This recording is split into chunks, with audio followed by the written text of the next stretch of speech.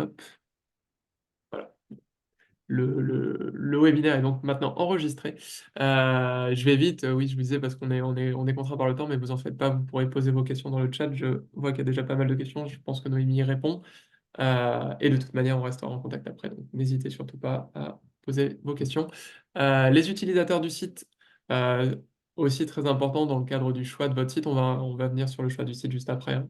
Mais dans le cadre du choix de votre site, tenir compte des utilisateurs, des riverains, des agriculteurs qui, par exemple, ont leurs bêtes, hein. Si je vous remontre hop, très rapidement sur la gauche, donc l'aire de la mare Indigo, vous voyez qu'il y a des bœufs au loin, il y a des cochons aussi qui se baladent. Il y a des gens qui ont ces bêtes-là et c'est super important de venir en contact avec ces gens-là pour leur expliquer, oui, il y a des élèves qui viennent, est-ce que les élèves peuvent aussi vous rencontrer? Euh, c'est la base, quoi, hein, clairement, d'aller vers les riverains. Et enfin, je vous en parlais en tout début de webinaire, le groupe régional des aires éducatives, où j'ai oublié le Parc national de Guadeloupe dans les intervenants, donc OFB, ARBIG, Rectorat, DEAL et Parc national de Guadeloupe, qui, comme je vous disais, sont des interlocuteurs pour les difficultés que vous pouvez rencontrer, mais aussi si vous souhaitez monter des projets spécifiques dans le cadre de votre aire éducative. Nous, on en met en place certains, mais vous êtes totalement invité à nous contacter si vous avez des projets spécifiques dans le cadre de vos aires éducatives.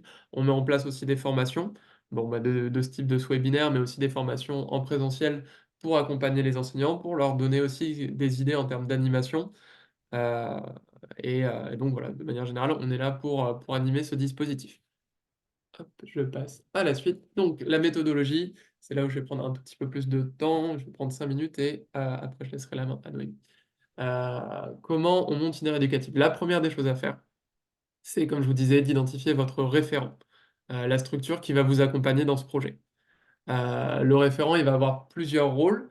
Ce qui est important de savoir, c'est que suivant les référents, les rôles vont pouvoir aussi évoluer, hein. C'est-à-dire qu'il y a des référents qui vont s'impliquer à fond dans votre projet avec vous. Il y a des référents qui vont juste venir pour intervenir lors des interventions qui sont prévues, mais il y en a d'autres qui vont carrément faire le dossier avec vous, hein.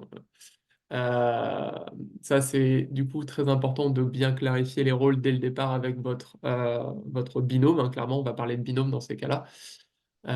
Qu'est-ce que j'ai mis? Effectivement, le référent va avoir le contenu technique. Déjà, en général, ça va être quelqu'un qui va être calé sur l'espace que vous allez définir et qui va avoir des connaissances en biologie, en écologie, qui vont vous permettre de construire quelque chose de scientifiquement exact.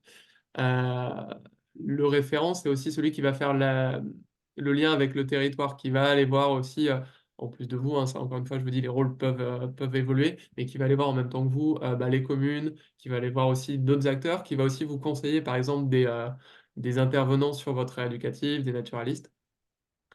Donc voilà, première étape, identifier le référent, identifier la structure, qu'elle soit, comme je vous disais, associative, qu'elle soit membre d'une institution publique ou voilà, d'une collectivité qui pourrait vous accompagner.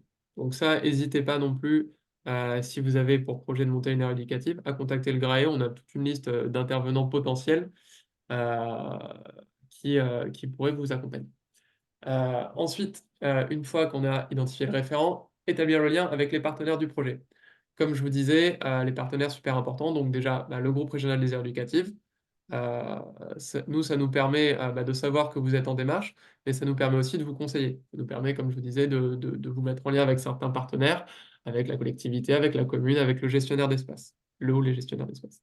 Une fois qu'on a fait ces liens avec les principaux partenaires qui sont dans votre zone, hein, je dirais, on va identifier les sites potentiels. Pour le moment, je n'ai pas parlé d'élèves, hein, vous avez bien noté. Là, on est sur une première phase du projet qui est, je dirais, entre adultes. Vous allez identifier d'abord des premiers sites qui pourraient attendez, il faut que j'ajoute quelqu'un. Ouais. Qui pourraient être votre aire éducative potentielle. Comme je vous disais tout à l'heure, zone plus ou moins anthropisée. Ça peut être alors, je ne sais pas si on a des exemples en Guadeloupe, mais ça peut être limite des zones urbaines, hein. Il y a de la biodiversité dans les zones urbaines, il y a de l'environnement. Alors après, quand je dis zone urbaine, attention avec des guillemets, parce qu'on ne va pas emmener des élèves sur une route, hein, on est bien d'accord. Mais ça peut être une zone qui est anthropisée. de taille réduite, comme je vous disais tout à l'heure, maximum un terrain de foot. C'est ce qui est recommandé par le guide OFB. Et un point qui est assez important, il faut que cette zone soit accessible depuis l'établissement scolaire. Alors, la question de l'accessibilité, c'est un facteur limitant en vrai, hein, clairement. Il y a des financements qui sont possibles pour le transport scolaire, pour les bus. Dans le cadre de la subvention FB dont Noémie vous parlera, il y a possibilité de prendre en charge une partie du transport. Mais clairement, on se rend compte que c'est vraiment un facteur assez limitant, assez complexe à gérer. Donc si vous avez un espace naturel à proximité de votre établissement où vous pouvez aller à pied avec vos élèves, c'est vraiment une valeur ajoutée. Donc vous identifiez plusieurs sites avec votre référent, avec les partenaires potentiels que vous avez identifiés en amont. Et à partir de ce moment-là, vous organisez avec vos élèves le premier conseil de la mer ou de la terre qui va permettre déjà de présenter le projet à vos élèves, d'obtenir leur agrément, leur participation. Il y a des gens qui nous rejoignent encore. Les pauvres, ils vont se sentir un peu perdus. Donc effectivement, voilà, le premier conseil qui va vous permettre de présenter le projet à vos élèves, de présenter les sites et pourquoi pas de programmer une visite sur site pour choisir quel site vos élèves et vous allez derrière travailler tout au long de l'année. Je pense que c'est conseillé de faire des visites sur site. Il y a pas d'obligation. De toute façon, là, c'est une méthodologie globale que vous pouvez totalement adapter en fonction de vos contraintes. Et notamment, prévoir des visites sur site, c'est pas forcément tout le temps facile. Vous pouvez aussi leur présenter avec des photos, avec des petites matrices, avec quels avantages, quels inconvénients ont chacun des sites. Ça, c'est à vous, et avec aussi notre aide, hein, et notre appui et l'appui du référent, de construire des outils un peu sympas pour aider les élèves à choisir. Je sais que notamment, voilà, effectivement, il y a des petits tableaux où chaque site va avoir des petits smileys verts ou rouges en fonction de est-ce qu'il est facile d'accès, est-ce qu'il y a de la biodiversité, est-ce qu'il est joli, etc. Donc ça, c'est des choses qui peuvent être construites. Et donc, une fois que ce site est choisi avec les élèves, encore une fois, j'insiste, c'est important que les élèves essaient d'obtenir l'adhésion des élèves, on va passer à l'état des lieux. L'état des lieux, on va dresser en fait le contexte écologique, administratif, socio-économique, culturel du site. Est-ce que justement, est-ce qu'il y a des agriculteurs qui sont sur le site? Est-ce que c'est un site touristique? Est-ce qu'il y a des gens qui viennent faire des pique-niques tous les week-ends sur le site? Est-ce que c'est un site qui est anthropisé, qui n'est pas anthropisé? Est-ce que c'est un site qui est sale, qu'il faut nettoyer, enfin, sale, où il y a des déchets? Est-ce que c'est un site protégé? Alors, en général, les aires éducatives ne sont pas sur des espaces protégés et non, et donc du coup, non, pas pour un espace protégé pour le coup. Mais voilà, établir aussi le contexte écologique. Est-ce qu'il y a des espèces d'intérêt ou pas sur le site? Je pense que j'ai fait un peu le tour en termes de contexte. Cet état des lieux, vous avez des documents qui peuvent vous aider, pareil, à le dresser avec les élèves, hein. Le but, encore une fois, c'est de construire ça avec les élèves sur une séance, sur deux séances, d'aller sur le site et de faire un peu cet inventaire, par exemple, de la faune et de la flore, de faire cet inventaire aussi des actions humaines, des activités humaines sur le site. Donc ça, c'est des choses que vous allez faire avec les élèves. Et en fonction de cet état des lieux, vous allez dresser un plan d'action sur l'année de qu'est-ce que votre aire éducative va mener comme action en fonction des problématiques que vous avez relevées, des questionnements des élèves aussi, pourquoi il y a des grenouilles, pourquoi il n'y a pas de grenouilles, pourquoi il y a des libellules, pourquoi il n'y en a pas, et donc vous allez avoir tous ces questionnements, et derrière dresser un plan d'action, pour répondre à la question de pourquoi il y a des grenouilles, et on va faire appel à un spécialiste des grenouilles qui va venir sur une séance pour nous présenter les grenouilles, etc. Les actions, il y en a plusieurs hein, de possibles. Il y a des actions qui vont, voilà, donc, excusez-moi, j'ai oublié le pointeur, mais voilà, on est là. Des actions, il y en a plusieurs qui vont être possibles. Il y a tout le volet d'approfondissement des connaissances, avec mise en place d'études, de suivi, découverte des usages aussi, qui vont, comme je vous disais tout à l'heure, faire intervenir des intervenants ponctuels, type naturalisme et type aussi socio-professionnel, des pêcheurs, des agriculteurs. Enfin, on peut faire intervenir des gens qui viennent parler aux enfants, qui viennent leur parler de l'usage qu'ils ont du site ou de la richesse du site aussi. Donc il y a ce volet approfondissement des connaissances, il y a aussi le volet sensibilisation pure qui va passer, qui peut passer pardon, par de la création d'œuvres artistiques dans le cadre de l'ère éducative, qui peut passer par des expositions, qui peut passer par de la communication. Les élèves peuvent. Il y a eu des vidéos qui ont été faites sur des aires éducatives. Je vous inviterai, je vous enverrai des liens si vous êtes intéressés. Mais il y a eu pas mal de petites vidéos sympas, notamment je pense à celle sur justement le marais Point de Gros-Bœuf où les élèves ont vraiment fait une vidéo pour valoriser en fait la richesse de leur site. Et c'est quelque chose, c'est un support de communication qui peut être diffusé par ailleurs. On pense aussi beaucoup à tout ce qui est aménagement. Alors ça, c'est à prendre avec des pincettes. En général, la première année, on va être sur quelque chose d'assez léger. Comme je disais, voilà, on va étudier le site, on va faire des suivis, des découvertes, peut-être voilà, une petite vidéo, mais on va pas aller sur de l'aménagement lourd dès le début, même si ça peut paraître super intéressant de faire des panneaux, de mettre un petit pont, je ne sais quoi. Déjà, de un, on va essayer sur des sites naturels de les laisser quand même un minimum naturel. Et de deux, ces aménagements, ils vont nécessiter des autorisations, ils vont nécessiter une certaine lourdeur administrative qui n'est pas recommandée pour une première année d'air éducatif. Juste, je finis et j'ai pris 5 minutes de trop, désolé Noémie. Quelques conseils, on va vous donner plein de conseils et on va vous en redonner encore à la fin du webinaire, mais mieux vaut plus que pas assez sur ce dispositif. Moi, le premier conseil que j'ai à vous donner, c'est qu'il faut que vous soyez motivé, clairement, par ce type de projet. Parce que clairement, moi, je prends le parti de ne pas le cacher. Les aires éducatives, ça demande une implication de la part des enseignants. Euh, donc, il faut en avoir conscience. Clairement, de base, il faut en avoir conscience. Il faut aussi choisir des partenaires qui sont motivés et impliqués. Ça aussi, c'est super important parce que c'est des gens sur qui vous devrez compter. Notamment, je pense encore une fois au binôme référent. Il faut avoir des gens qui, voilà, qui sont réactifs, hein, clairement. C'est un gros plus d'associer l'équipe pédagogique de l'établissement et les parents d'élèves, parce qu'encore une fois, c'est des gens sur qui vous pourrez compter. Bon, communiquer avec l'ensemble des parties prenantes, ça paraît évident, mais voilà, comme je vous disais tout à l'heure, avoir l'appui de la commune, avoir l'appui du gestionnaire de site avant et pendant le projet, c'est super important. Ne pas trop vouloir en faire la première année, comme je vous disais, voilà, tout le volet aménagement, par exemple, ça peut arriver dans une deuxième, troisième année, et encore, hein, c'est pas nécessaire du tout. Mais déjà, découvrir le site avec les élèves et peut-être faire un petit inventaire de la richesse du site et peut-être mener une action de nettoyage si le site il est sale ou quelque chose comme ça, c'est déjà super chouette. Euh, Définir des objectifs et des limites au projet pour guider les élèves. Alors, comme je vous disais tout à l'heure, c'est un projet qui est participatif, qui demande effectivement aux élèves de s'impliquer et c'est eux qui prennent les décisions, mais vous êtes là en tant qu'enseignant, bien évidemment, pour leur mettre un cadre, euh, euh, tout en essayant de leur montrer qu'il n'y a pas non plus trop de cadre, parce que c'est eux qui doivent prendre les décisions, mais vous devez quand même fixer certaines limites. Effectivement, si les élèves ils commencent à dire qu'ils veulent, je sais pas moi, construire une cabane d'observation des oiseaux au bord du marais, bah, va peut-être falloir temporiser un peu. Euh, Dernier conseil, et non des moindres, c'est se tenir informé des nombreuses deadlines concernant les appels à projets. Alors nous, on va faire notre maximum, euh, quand je dis nous, je parle du GRAE, pour vous tenir informé de il faut déposer tel projet à telle date, il faut avoir tel financement pour telle date, etc. Mais n'hésitez pas à être curieux de ce côté-là et à nous solliciter sans aucun souci si vous avez des questions là-dessus. Et je te laisse la parole, Noémie. Donc, bonne transition avec la plateforme donc Sagae. Donc, pour vous inscrire et lancer votre projet d'aide éducative, on a deux prérequis. D'une part, s'inscrire sur la plateforme Sagae. Donc, qu'est-ce que c'est? Finalement, il s'agit d'une sorte de blog que vous pouvez appréhender pour suivre votre projet.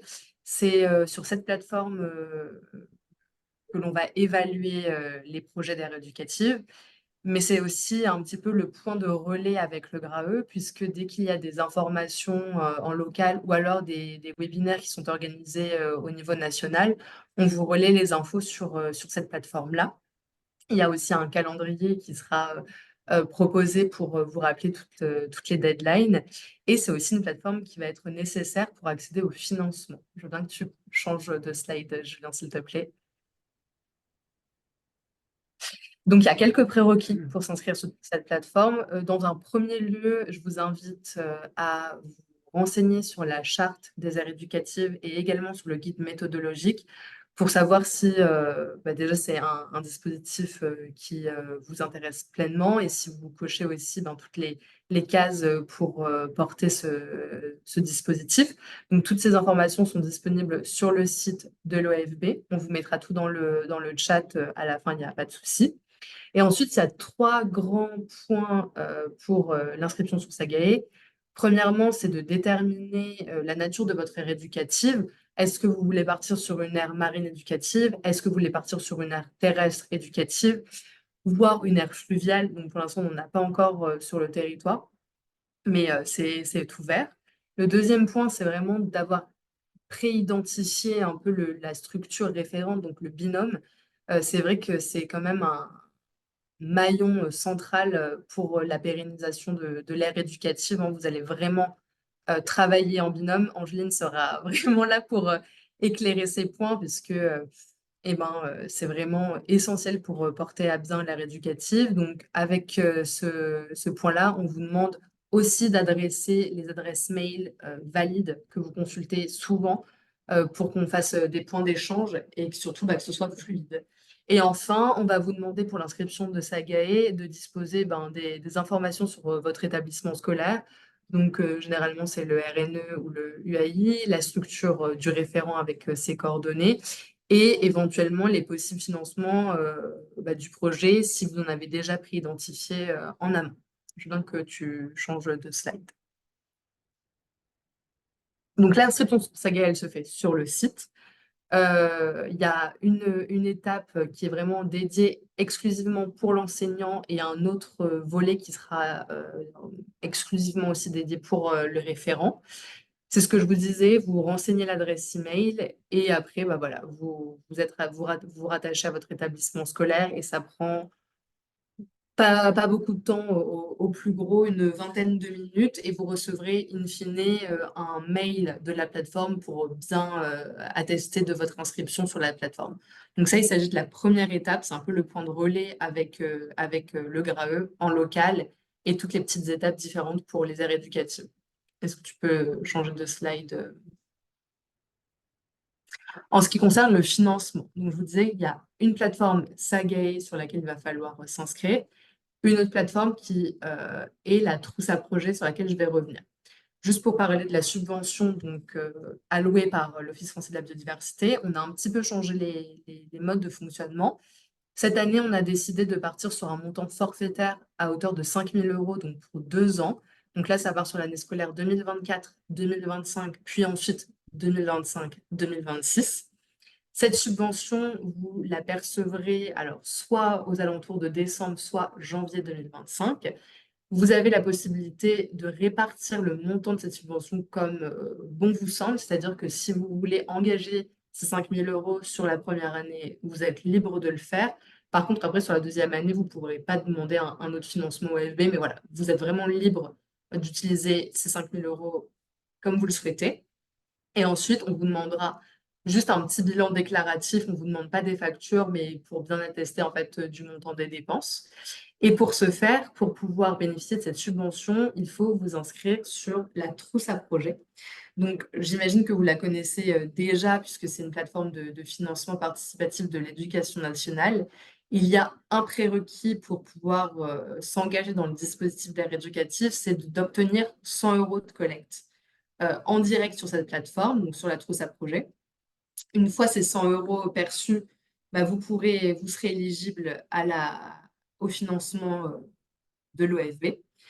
Et tu peux changer de slide, Julien, s'il te plaît. Voilà. Et donc ensuite, pour financer votre projet d'aire éducative, la seule petite contrainte qu'on vous demande au niveau de l'OFB, c'est de faire une demande de labellisation à la fin de votre première année d'aire éducative, ou alors de renouvellement si vous êtes déjà engagé, donc là, ce n'est pas vraiment votre cas, pour les 2 années scolaires à venir, donc là, en l'occurrence, 2025-2026. Et cette demande de labellisation ou de renouvellement se déroule sur la plateforme de Sagae. En termes des dépenses qui sont financées et qui sont concernées par la subvention, on a un financement des prestations d'accompagnement, donc de la structure référente. On a tendance à estimer qu'il faut compter environ 10 demi-journées de présence pour la structure référente ou les intervenants aussi ponctuels pour l'ère éducative. On a des frais de déplacement des élèves. Donc cette année, c'est hors plafond, donc notamment au niveau des bus. C'était une contrainte que l'on avait et que l'on retrouvait les années précédentes. Donc là, c'est hors plafond. Et en ce qui concerne aussi la subvention qui vous est allouée, ça englobe également les frais qui sont liés à la participation directe de formation sur les aires éducatives. Je veux bien que tu changes de slide, Julien, s'il te plaît. Il y a d'autres pistes de financement. Donc, vous pouvez vous tourner vers des pistes de financement publiques. Il y a les académies qui sont susceptibles aussi de venir compléter ce montant de 5 000 €. Il y a les financements via Adage. Vous pouvez aller trouver des financements via le Pass Culture. Je viens d'évoquer, mais n'hésitez pas également à vous tourner vers les collectivités territoriales, que ce soit les communes, les communautés de communes, le conseil départemental ou régional, ne serait-ce par exemple que pour le matériel au besoin. Ça peut être des sacs, ça peut être des bottes, enfin voilà. Généralement, les collectivités territoriales sont quand même de plus en plus ouvertes sur le sujet des aires éducatives. Elles sont de plus en plus impliquées et dynamiques. Donc, généralement, vous ne trouvez pas de refus immédiat quand vous les sollicitez. Vous pouvez aussi vous tourner vers les DEAL et les fonds verts s'il y a un projet un peu plus de plus grande ampleur. Alors, il y a d'autres pistes de financement qui sont possibles, qui sont les financements privés. Donc là, j'irai un petit peu plus avec des précautions quand même, puisque il y a certaines entreprises et c'est d'expérience euh, qui vont financer des projets d'aide éducative, mais qui vont avoir des contraintes en arrière, c'est-à-dire des affichages de logos de leur entreprise ou d'autres sujets. On attire votre attention sur ces points-là, puisque le dispositif est avant tout pour les élèves. Ce sont eux les acteurs décisionnaires des aires éducatives. Donc voilà, on a identifié quelques financements privés si vous voulez vous tourner vers ce point-là. Notamment, il y a la Fondation Nature et Découverte qui finance des aires éducatives, la Fondation du Prince Albert II de Monaco, la Fondation Patagonia aussi, et Ifrecord. Donc Ifrecord qui fait du mécénat, c'est l'initiative française sur les récifs coralliens. Voilà, ce que je voudrais vous dire, c'est dans un premier temps, tournez-vous vers le financement public en priorité. Et vraiment, si vous voulez compléter un peu plus, voilà, il y a quelques pistes de financement privé, mais je vous dirais quand même dans un second temps et avec beaucoup de vigilance. Julien, si tu veux changer de slide. Il y a juste Rudis qui veut apporter une précision. Vas-y, Rudis. Oui, donc je voulais revenir sur le Pass Culture. Donc les collèges et lycées, vous pouvez utiliser la part collective du Pass Culture sur la plateforme Adage à partir du moment où vous montez des projets d'éducation artistique et culturelle autour de ces aires éducatives. Et autre chose, c'est que le dispositif des aires éducatives n'est pas éligible au pacte enseignant. Ceci dit, si l'action est déployée par un enseignant, il faut qu'il se rapproche en tant que chef de projet, il peut se rapprocher donc de son chef d'établissement pour voir dans quelle mesure lui peut être éligible au pacte. Voilà.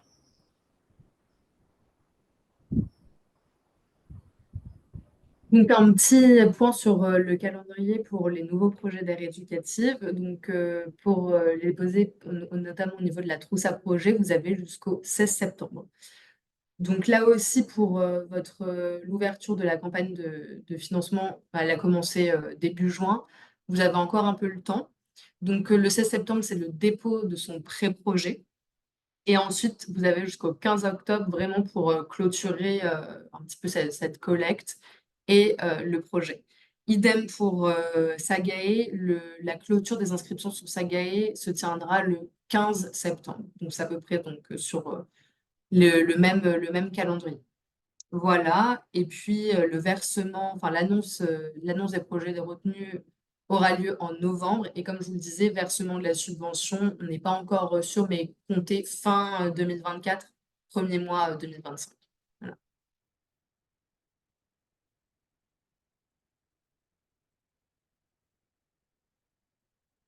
Un petit mot sur le parcours sur la trousse à projet. Les attendus, en fait, pareil, ça reprend un petit peu le fil de Sagae. Vous renseignez l'UAI ou le RNE. Vous indiquez le titre de votre projet de l'aire éducative, l'objectif optimal de collecte au niveau du financement participatif que vous visez, le coût total de votre projet sur les 2 ans. au-delà de la subvention de l'OFB et le nom de la structure réceptrice des fonds, c'est-à-dire l'établissement scolaire. Et vous indiquez le mail de son gestionnaire. Ça prend 20 minutes aussi pour la trousse à projet. Et voilà, un petit peu les grandes lignes directrices des projets d'aide éducative au niveau de ce que ça va vous demander en fait en termes de temps pour la campagne de financement.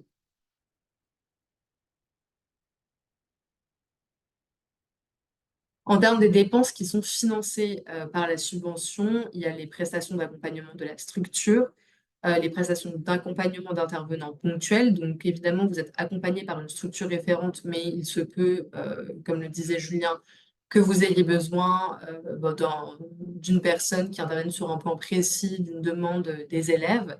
Les frais de déplacement des élèves, donc notez bien hors plafond, et les frais liés à la participation et à la formation directement liés aux aires éducatives.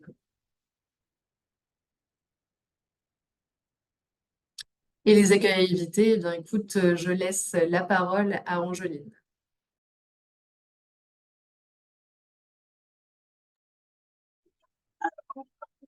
Du coup, moi, je n'ai pas d'affaire pour montrer. Oui, Angeline, on t'entend pas très bien, mais oui, on t'a remis la diapo de l'année dernière, mais t'inquiète, sens-toi libre de nous en Ok, parler parfait. comme tu veux. Ah, mais oui, j'avais pas vu. Pardon. Mais tout est dit dans la diapo. Non, je plaisante. Non, mais c'est vrai que par contre, vous avez déjà énoncé déjà pas mal d'écueils qu'on peut rencontrer sur les aires éducatives, mais en effet, je pense que la première chose à vraiment prendre conscience et à savoir, c'est l'importance du binôme. Comme vous l'avez dit, le binôme référent et enseignant. C'est très important parce que c'est la base du projet et c'est ça qui permet en fait de travailler, de faciliter le travail. Un projet d'aire éducative, c'est un projet sur plusieurs années. Donc, c'est vraiment important qu'il y ait un binôme qui fonctionne bien et surtout qui communique bien. Donc, après, on ne peut pas forcément connaître les personnes avec qui on travaille au début.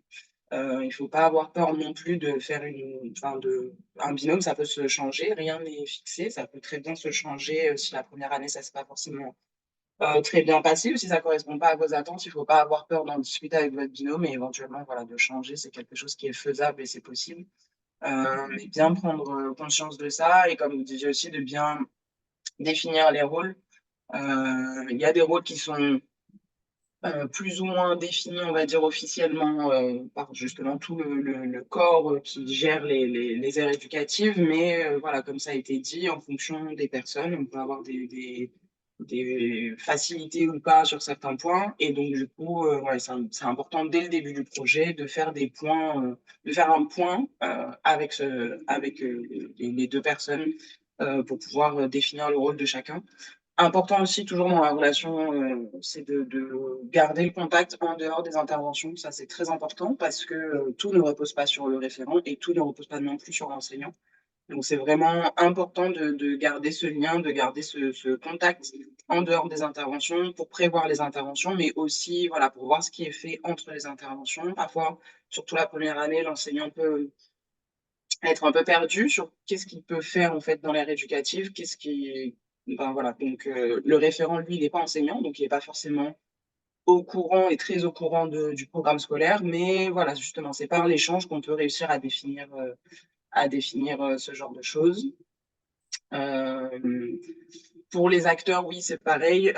Parfois, enfin, voilà, la communication, d'une manière générale, et ne pas hésiter à s'appuyer sur le référent quand l'enseignant a des difficultés. Le référent a un réseau que l'enseignant n'a pas. Donc, et si le référent n'a pas ce réseau, ben, en tout cas, c'est son rôle de pouvoir travailler et développer ce réseau. Donc, ne pas hésiter à s'appuyer sur ça, notamment sur la mise en lien, la mise en connexion avec les différents acteurs qui peuvent participer au projet. Planification, très important. On a tendance à voir très grand au début, à vouloir démarrer un projet avec un objectif final en tête. Et là, je dirais qu'il ne faut surtout pas oublier que les aires éducatives, c'est les élèves qui sont décideurs, c'est les élèves qui sont au cœur du projet. Ça peut être très compliqué en tant qu'enseignant ou adulte, d'une manière générale, de se dire que c'est les élèves qui choisissent et on les laisse faire.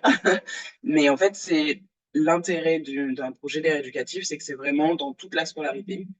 le seul projet où les élèves sont au cœur du projet. C'est eux qui choisissent ce qu'ils ont envie d'étudier, de quelle manière, à quel rythme. Enfin voilà. Donc, je pense que c'est quelque chose d'important de vraiment garder ça en tête.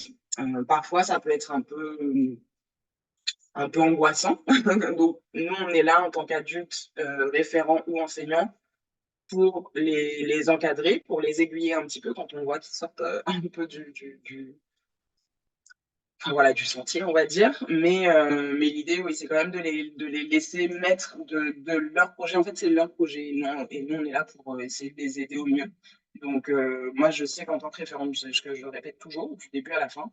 Et donc, voilà, évidemment, on essaye de les garder dans l'éthique du projet. On ne va pas faire un parcours de quad sur l'ère éducative, mais voilà, l'idée, c'est quand même d'essayer de faire en sorte que ce soit leurs idées et ben voilà, de leurs projets et qu'ils les réalisent comme ils l'entendent et comme ils le souhaitent. Et donc, c'est pour ça aussi que ça peut être compliqué pour la planification, parce que bah, la planification se fait au fur et à mesure avec les élèves. D'où l'importance de respecter aussi des séances d'échange avec eux, des séances de débat, des séances où ils vont argumenter, où ils vont exprimer leurs idées. C'est ce qu'on appelle les conseils des élèves, conseil de la terre, conseil de la mer, peu importe.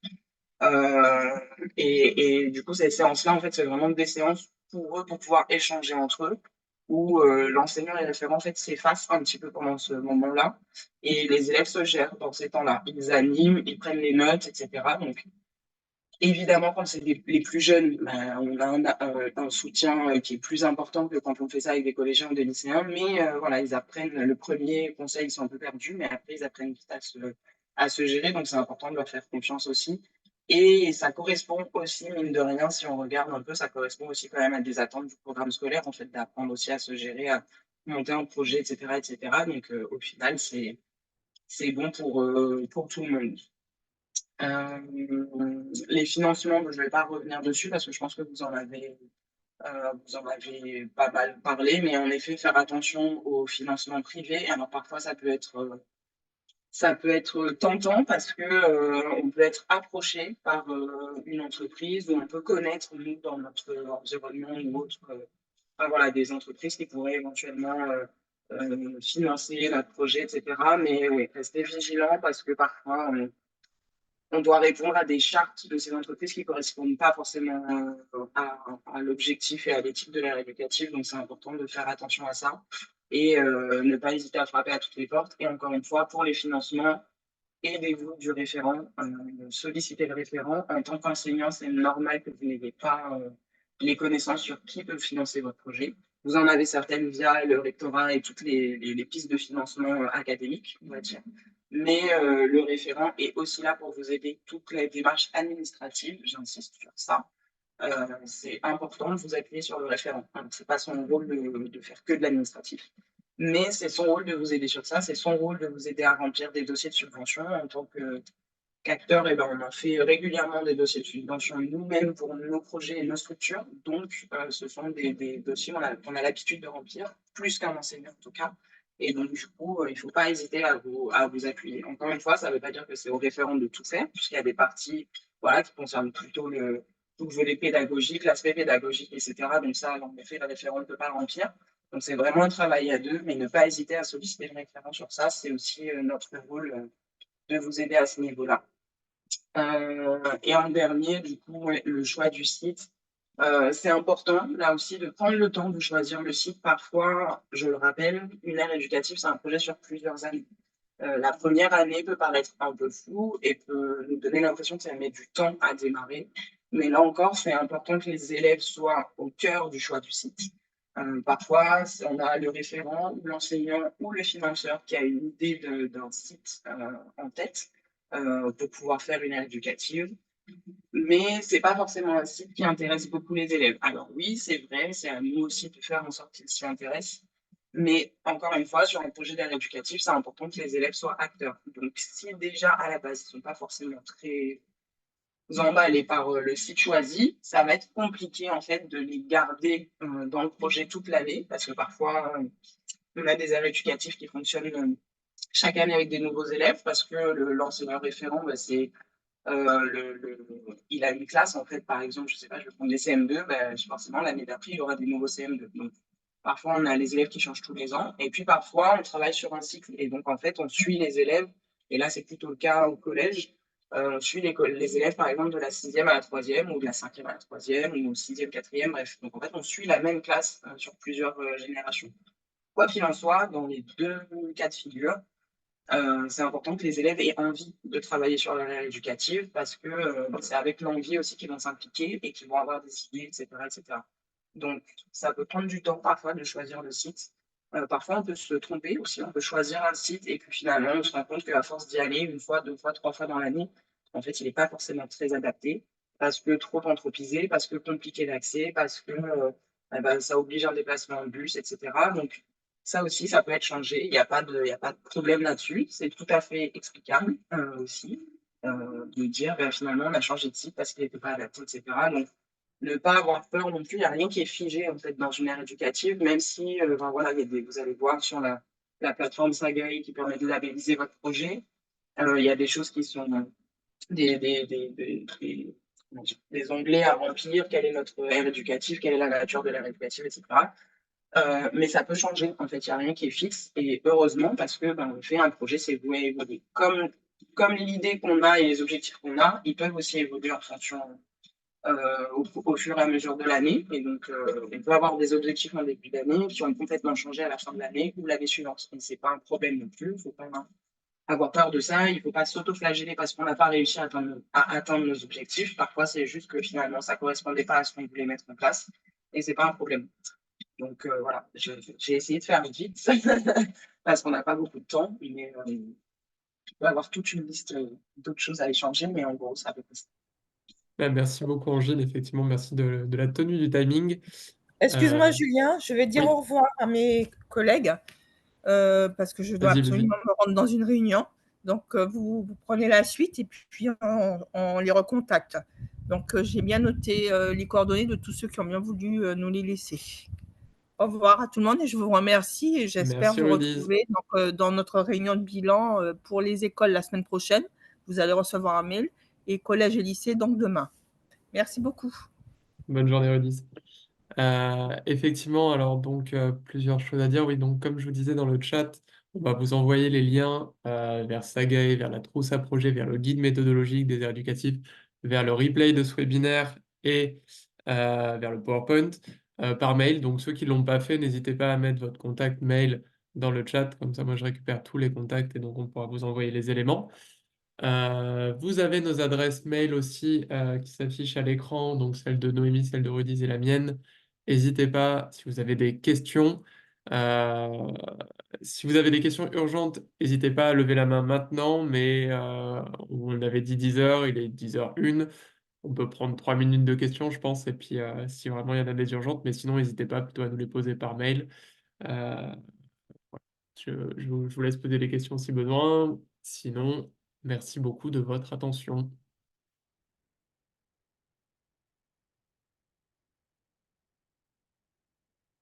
J'ai pas l'impression qu'il y ait de questions. Si vous n'avez pas de questions, donc je répète, ceux qui n'ont pas mis leur mail, n'hésitez pas à le mettre si vous voulez des infos complémentaires.